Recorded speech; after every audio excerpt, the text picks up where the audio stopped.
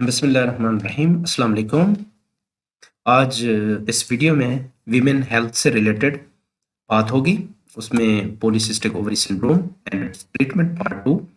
इसमें पहले भी बात हो चुकी है। पॉलीसिस्टिक ओवरी सिंड्रोम क्या होता है? बेसिकली एक सिंड्रोम है जिसमें सिस्ट बन जाती हैं ओवरीज के अंदर और उससे इनफर्टिलिटी हो जाती है, बच्चा पैदा नहीं होता। और इसके अलावा एक्नी हो जाती है, हिर्सुटिज्म हो जाता है और बहुत सारी आपको रीज़न बताई। मेंस्ट्रुअल साइकिल जो है ना वो सही नहीं होता, एबनॉर्मल हो जाता है, इस तरह की मेटाबॉलिक सिंड्रोम हो जाता है और डायबिटीज़ के चांसेस बढ़ जाते हैं। कार्डियोवैस्कुलर सिस्टम के जो चांसेस हैं वो डिजीज़ेज़ के बढ़ जाते हैं। तो इन को पी कॉज को समझना बहुत ज़रूरी है, क्रिटिकल है। आजकल की जो वीमेन है उसमें बहुत ज़्यादा मकदार में ये कॉमन मोस्ट कॉमन डिजीज़ है पॉलीसिस्टिक ओवरी सिंड्रोम। इसको समझना बहुत ज़रूरी है। आई एम डॉक्टर अब्दुल मालिक, PhD pharmacology, assistant professor, college of pharmacy, university of Sargodha. Further please subscribe my channel for more detail, for more videos, or and watch this video, and further you will also see the next part for the treatment of this polycystic ovary syndrome. Now coming to the main target, our main focus is toward the pathophysiology. Main क्या pathophysiology थी already I have explained in the first uh, video, but further I am again explaining this one to understand you. अब यहाँ पे बात हो रही है कि हार्मोनल इम्बैलेंस बेसिकली क्या है, इसके अंदर क्या क्या चेंजेस आती हैं हार्मोनल इम्बैलेंस के अंदर। इसमें हाइपोथैलेमस है, पिट्यूटरी ग्लैंड है, और इसमें है increase luteinizing hormone, follicle stimulating ratio change हो जाए, इंक्रीज हो जाए, या डिक्रीज फॉलिकल स्टिमुलेशन सिक्रीशन कम हो जाए, तब जो है हार्मोनल इम्बैलेंस होगा। इसके अलावा insulin resistance is also common from pancreas. आप देखेंगे पेंक्रियाज में से इंसुलिन जो है लेवल्स बढ़ जाते हैं, हाइपर इंसुलिनीमिया हो जाता है, डिक्रीज ग्लूकोज टॉलरेंस हो जाता है, डायबिटीज प्री डायबिटीज हो जाती है, या चांसेस ऑफ डायबिटीज हो जाते हैं। ओरल ग्लूकोज टॉलरेंस टेस्ट करवाया जाता है। इसी तरह अगर हम हाइपर एंड्रोजिनिज्म की बात करें, testosterone level is increased in the female, और यहाँ पे sex hormone binding globulin is also decreased. ये जो इसके साथ sex hormone globulin binding globulin जो है वो भी जो डिक्रीज हो जाते हैं, कम हो जाते हैं। तो लिहाजा ये मेंस्ट्रुअल साइकिल की और सिस्ट की, हिर्सुटिज्म की, एक्नी की, और ये सारी जो है एबनॉर्मल लिपिड लेवल इसमें चेंज हो जाता है, abnormality gonadotropin releasing hormone, dysfunction of hypothalamus pituitary ovarian section, ये एक्सेस जो है उसमें चेंज हो जाता है, मेंस्ट्रुअल इरेगुलरिटीज हो जाती है, इन एन एवोलेटरी जो है इनफर्टिलिटी हो जाती है, और इंक्रीज इन फ्री एंड्रोजन जो टेस्टोस्टेरॉन है वो बढ़ जाते हैं। ये सारी काजेज बताई हुई हैं, ये देखें जो लिखा हुआ है, इंसुलिन रेजिस्टेंट है और ये बढ़ रहे हैं, हिर्सुटिज्म बढ़ रहा है, इसकी वजह से बढ़ रहा है। इसके अलावा जो हमारे पास है, नेक्स्ट हम पैथोफिजियोलॉजी के बाद जाते हैं डायग्नोसिस की तरफ। ओवर ईयर्स अगर आप इसको डायग्नोसिस करें, NIH के मुताबिक 1990 में उन्होंने बताया था ओलिगो ओवोल्यूशन होती है, यानी ओवोल्यूशन प्रॉपर नहीं होती, कम होती है, नॉर्मल सीक्वेंसेस कम होते हैं, उसको कहते हैं ओलिगो ओवोल्यूशन, यानी प्रॉपर नहीं आते। यानी जैसे हमने मेंस्ट्रुअल साइकिल नॉर्मली एक पीरियड होता है 28 डेज का, वो होता है, इसमें नहीं होता, कभी छोड़ जाते हैं, कभी हो जाते हैं, तो लिहाजा कम होते हैं, यानी 6 से 8 कम अज कम ओवोल्यूशन पीरियड होते हैं। Hyperandrogenism, hyperandrogenemia with exclusion of related disorder, और कोई रिलेटेड डिसऑर्डर उसको एक्सक्लूड करके अगर इससे रिलेटेड है तो वो पीकॉस तस्वुर कहलाएगी। इसके बाद रोटरडैम 2003, ये जो है सबसे इम्पोर्टेंट, ज़्यादा चलता है ये वाला मैकेनिज्म, जो इसका मेथड है डायग्नोसिस का सबसे ज़्यादा, कंटेन 2 आउट ऑफ 3 क्राइटेरिया। इनमें से 2 क्राइटेरिया जो है वो होने चाहिए 3 में से। ओलिगो, या तो कम मेंसेस होते हैं, या एनोवल्यूशन हो जाती है, बिल्कुल रुक जाते हैं मेंसेस। सबसे पहला जो है डायग्नोसिस का तरीका, मेंसेस अगर रुक जाए या कम आते हों पूरे साल के अंदर, अगर 6 या 8 आते हैं तो इससे मुराद है कि इसमें ओलिगोमेनोरिया है। या फिर अगर बिल्कुल रुक जाते हैं, 6 महीने 3 महीने नहीं आते, तो एनोवल्यूशन हो गया कि पीरियड बिल्कुल बंद हो गए। अच्छा, इसके बाद clinical and are biochemical signs of hyper androgenism, इसमें एक्नी ज़्यादा हो जाती है और फेस हेयर जो है, हिर्सुटिज्म बढ़ना शुरू हो जाती है, इस तरह की कंडीशन है। क्लिनिकल सिम्टम्स या बायोकेमिकल साइंस अगर ये करते हैं तब भी बढ़ जाए, तब भी वो पीकॉस होगा, चांसेस हैं, सस्पेक्टेड है पेशेंट, तो उसमें ये लाजमी हो सकता है। इसके अलावा पॉलीसिस्टिक ओवरीज अगर हैं, with exclusion of related disorder, कोई और डिसऑर्डर हो उसको एक्सक्लूड कर दें। अगर पॉलीसिस्टिक ओवरी सिंड्रोम है और ये इनमें से 2 चीज़ें जो हैं, 3 में से 2 अगर ये पाई जाती हैं किसी भी पेशेंट में अंदर, तब वो पॉलीसिस्टिक ओवरी सिंड्रोम का पेशेंट होगा। इसके अलावा और भी मेथड है, 2009 9 का है AES PCOS, इसके ऊपर भी बताया, मैं नहीं बताना चाहता, लेकिन ये सबसे ज़्यादा यूज़ होने वाला रोटरडैम मेथड है। इसके बाद हम देखते हैं कि कौन-कौन से टेस्ट डायग्नोस्टिक करवाते हैं। Physical examination is also important for the women, female के जो है वो लाज़मी करवाना चाहिए। पेल्विक जो है एग्जामिनेशन जो है सामने फ्रंट एरिया का फीमेल रिप्रोडक्टिव सिस्टम का ज़रूरी है। Blood test are also important, androgen level इसमें देखा जा सकता है, लिपिड प्रोफाइल देखा जा सकता है, और ल्यूटिनाइजिंग हार्मोन या अदर हार्मोन्स हैं उनको देखा जा सकता है। इसके अलावा विजाइनल अल्ट्रासाउंड, ट्रांसविजाइनल अल्ट्रासाउंड भी करवाया जा सकता है। या अल्ट्रासोनोग्राफी जो है वेरी इंपॉर्टेंट जो है ज़रूरी होती है। इसके बाद BMI की अगर हम बात करें, बेसल ये जो कैलकुलेशन है BMI की, ख़ास तौर पे ये ओबेसिटी में ख़ास तौर पे हम देखते हैं कि वेट जो है वो बढ़ जाता है बेसिकली। इसमें ये फार्मूला दिया हुआ है, हाइट इसमें लिखें फीट के अंदर या इंचेस के अंदर लिखें, वेट अपना पाउंड्स में या केजी में लिखें, और वो ऑटोमेटिकली कन्वर्ट करके आपको देगा कि आपका अंडर वेट है या आपका नॉर्मल वेट है, हेल्दी वेट इस रेंज में आनी चाहिए। तो बॉडी मास इंडेक्स जो है 18.5 एंड 24.9 जो है हेल्दी वेट है।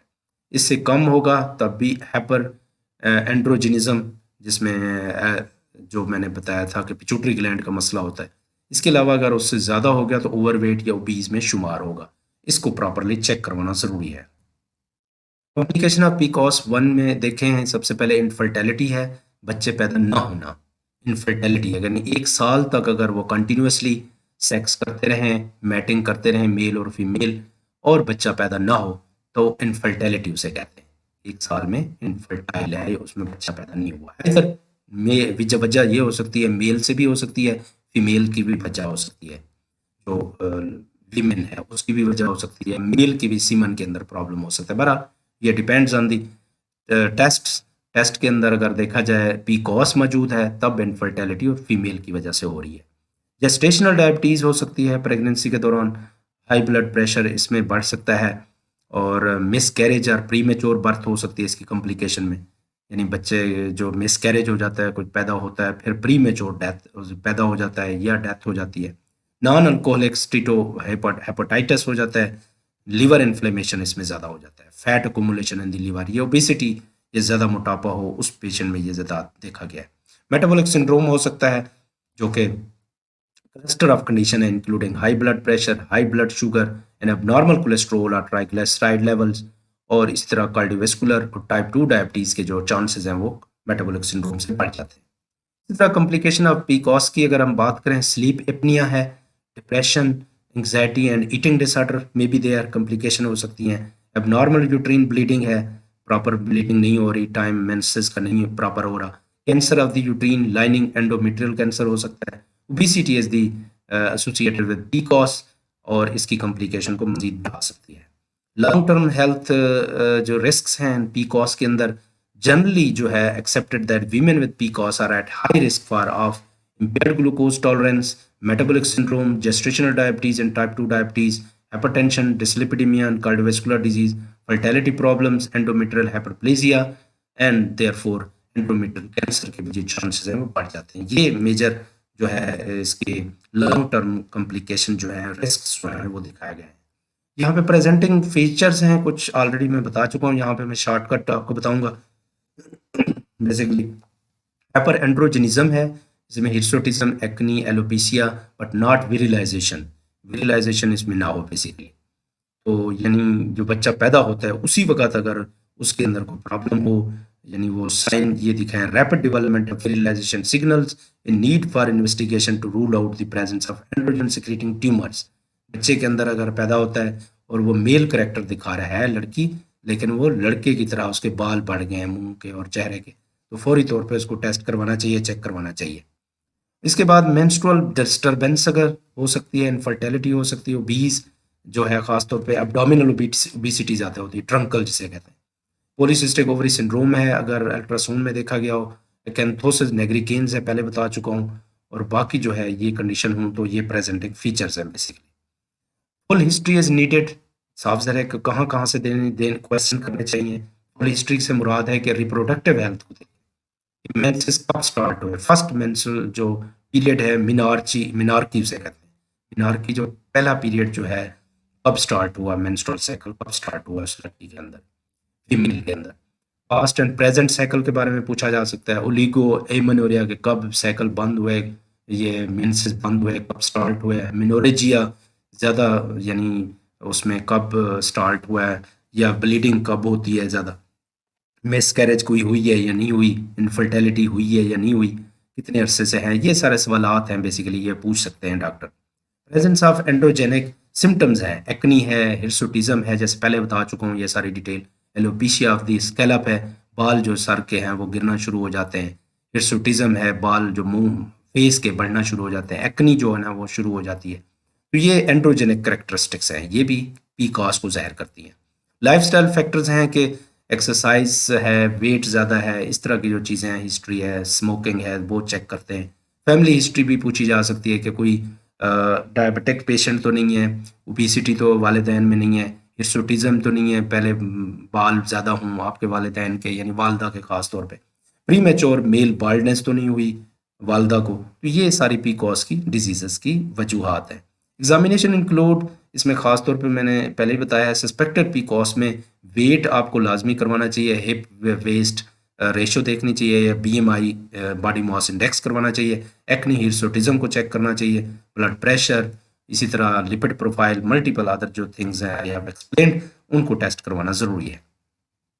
इनमें बायोकेमिकल चेंजेस जो आती हैं, एक तो टेस्टोस्टेरोन लेवल, एंड्रोजन लेवल जो है ना वो बढ़ जाता है, या उसके मेटाबोलाइट्स जो हैं टेस्टोस्टेरोन के वो बढ़ जाते हैं, इंक्रीज ल्यूटिनाइजिंग हार्मोन बढ़ जाता है, decrease sex hormone binding globulin SHBG, increase prolactin बढ़ जाता है, इंक्रीज एस्ट्राडायोल एस्ट्रोजन बढ़ जाता है, इंक्रीज इंसुलिन लेवल बढ़ जाता है।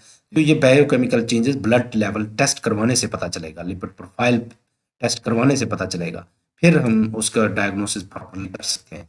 सो I have finished this second part, जिसमें कुछ आपको इन्फॉर्मेशन मिली है related to polycystic ovary syndrome, और इसमें से कोई अगर क्वेश्चन है, you can write in the comment section, आप सजेशन के लिए पूछ सकते हैं। और इसके अलावा जो नेक्स्ट हमारा होगा वो ट्रीटमेंट के ऊपर पार्ट होगा, पार्ट 3, जिसमें पूरी ट्रीटमेंट के बारे में, पॉलीसिस्टिक ओवरी सिंड्रोम के बारे में बताया जाएगा।